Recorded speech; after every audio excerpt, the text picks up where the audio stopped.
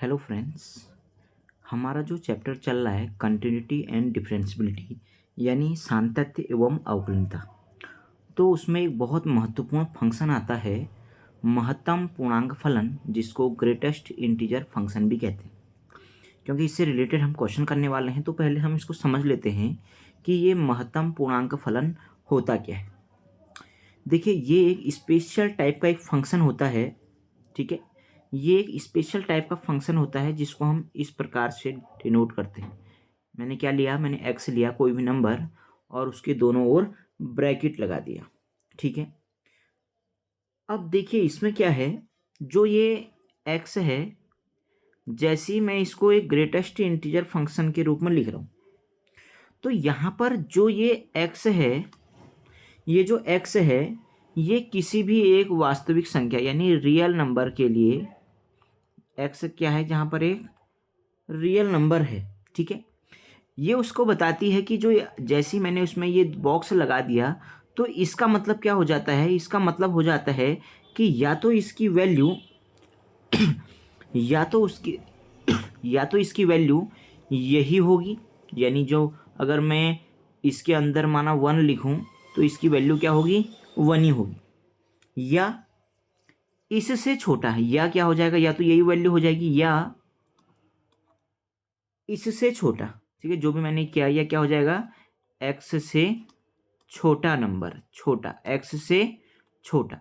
लेकिन यहाँ पर देखना यह है कि जो एक्स से छोटा होना चाहिए वो भी क्या होना चाहिए, पूर्णांक होना चाहिए, यानी वो भी क्या होना चाहिए, इंटीजर होना चाहिए। क्या होना चाहिए, इंटीजर होना चाहिए। ठीक है, इसका हम दूसरा नेम इसको फ्लोर फंक्शन भी कहते हैं। क्या बोलते हैं, फ्लोर फंक्शन। क्या बोलते हैं इसको, फ्लोर फंक्शन भी हम इसको कहते हैं। किसको, महत्तम पूर्णांक फलन को। ठीक है, समझ में आ रही बात। अब देखो, जैसे मैंने एक लिया एग्जाम्पल, देखते हैं हम कुछ। माना मैंने यहाँ पर लिया 2।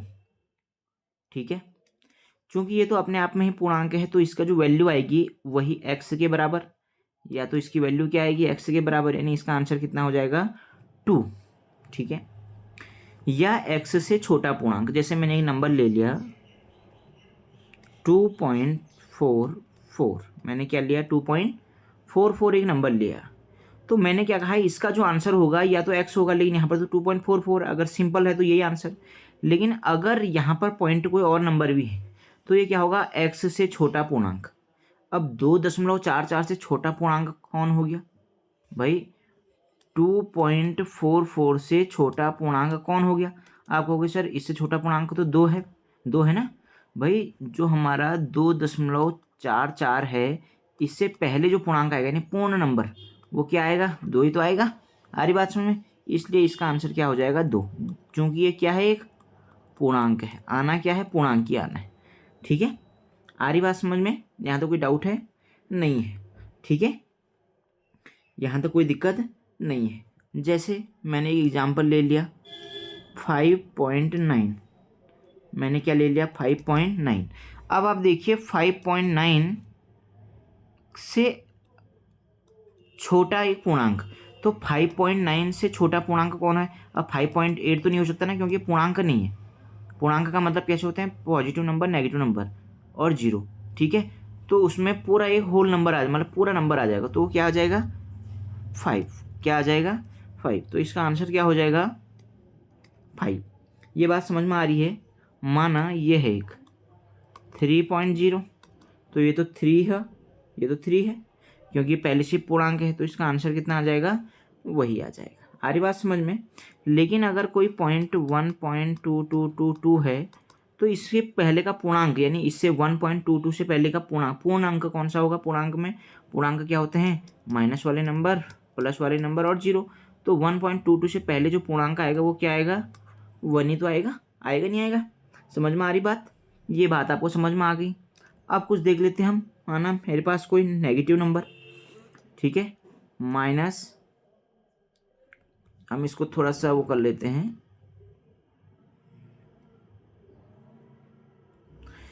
-1.2 -1.2। तो मैंने क्या कहा, इसके लेफ्ट वाला आएगा, इसके कौन सा वाला आएगा, लेफ्ट वाला। देखो ये क्या है हमारा ये 0 हो गया, ये 1 हो गया, ये कहाँ पर रहा होगा माइनस का 1.2, फिर यहाँ पर क्या रहा होगा माइनस का 1.5, तो एक जगह पर क्या रहा होगा, फिर क्या आएगा 2, एक जगह पर माइनस का 3, एक जगह पर माइनस का 4। तो माइनस का 1.2 के लेफ्ट साइड हम देखते हैं ना, लेफ्ट वाले को देखेंगे तो माइनस के लेफ्ट साइड क्या आ जाएगा, कौन सा पूर्णांक आएगा -1.2 के लेफ्ट में पूर्णांक, ये तो पॉइंट वाला है तो कौन सा वाला आ गया -2। तो हम कौन सा वाला देखते हैं लेफ्ट साइड में, क्योंकि हमारा जो माइनस में साइन होते हैं ना, ये 0 हो गया, ये 1 हो गया, ये 1, ये 2, ये 3, और इधर को क्या हो जाएंगे -1, -2, -3, -4। तो हम क्या देखते हैं उसके लेफ्ट की ओर कहाँ को जा रहा है, तो माना 1.2 कहाँ पर आएगा, यहाँ पर होगा ना कहीं पर 1.2, तो 1.2 के में अगला पूर्ण नंबर पूर्णांक कौन आएगा, लेफ्ट साइड कौन आएगा -2, इसलिए इसका आंसर कितना हो जाएगा -2। ये आपको ध्यान रखना है, ठीक है, माइनस वाले में स्पेशल ध्यान रखना है। अब इसी प्रकार से 0.5, ये मेरे पास क्या है माइनस का 0.5, तो मैंने क्या कहा इसमें हम कोई भी रख लीजिए, तो मैंने क्या कहा, देखो यहाँ देखो, इसको बना लो ऐसे, ये 0 हो गया, ये 0.5 हो गया माइनस का, ये यहाँ पर माइनस का 1 कर लेते हैं, ये माइनस का 2, तो माइनस का 0.5 के नज़दीक में पहला पूर्णांक कौन है -1, तो इसका आंसर कितना आ जाएगा -1, कितना आ जाएगा -1। आ रही बात समझ में, पक्का। चलिए, तो आई थिंक ये आपको बात समझ में आ गई होगी, ठीक है, समझ में आ रही बात। अब देखो इसका जो ग्राफ बनता है, इसका जो ग्राफ बनता है वो इस प्रकार से बनता है, अगर हम इसको ऐसे कर लें 2 3 4, तो माना पहला यहाँ पर, दूसरा एक छोड़ के इस प्रकार से, फिर तीसरा छोड़ के इस प्रकार से, फिर इस प्रकार का इसका ग्राफ बनता है। तो इसको क्या बोलते हैं, स्टेप फंक्शन भी कहते हैं, कि पहले यहाँ से यहाँ, फिर यहाँ से यहाँ, फिर यहाँ से यहाँ, ठीक है।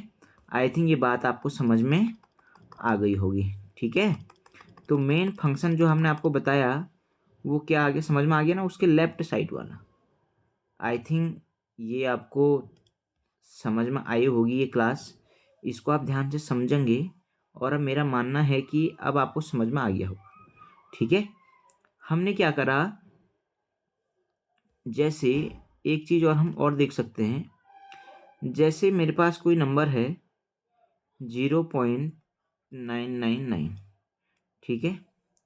अब मैं इसमें से कुछ माइनस कर रहा हूँ, ध्यान से समझेंगे, अब मैं इसमें से क्या कर रहा हूँ, कुछ माइनस कर रहा हूँ, माना मेरे पास ये क्या है C है, अब इसमें से मैं कुछ माइनस कर रहा हूँ, क्या कर रहा हूँ, कुछ माइनस कर रहा हूँ।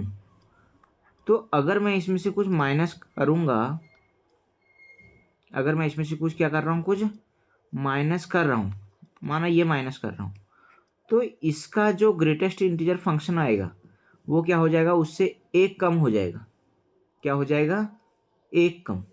आ रही बात समझ में, यहाँ तो कोई डाउट, तो इसमें 2-3 चीज़ें आप लिख सकते हैं।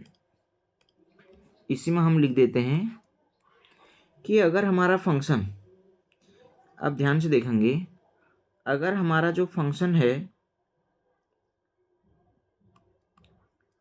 माइनस में कोई फंक्शन है, अगर हम उसको कर रहे हैं तो हम इसको कैसे लिख सकते हैं, माइनस का मॉड एक्स, मतलब ग्रेटेस्ट इंटीजर फंक्शन। और अगर पूर्णांक नहीं है तो ये क्या हो जाएगा, उसमें से एक क्या कर देंगे, माइनस कर देंगे, ठीक है। आई थिंक ये बात आपको समझ में आई होगी।